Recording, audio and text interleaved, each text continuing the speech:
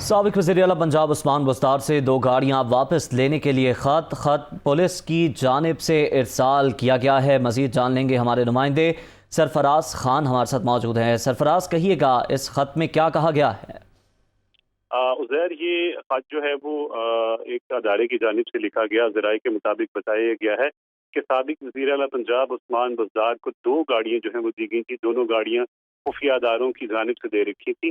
دونوں گاڑیوں میں ایک بلٹ پروف اور لینڈ کروزر شامل تھی۔ دونوں گاڑیاں کئی روز گزر جانے کے بعد جو سابق وزیر اعلیٰ پنجاب عثمان بزدار ہیں ان کی جانب سے واپس نہیں کی گئی۔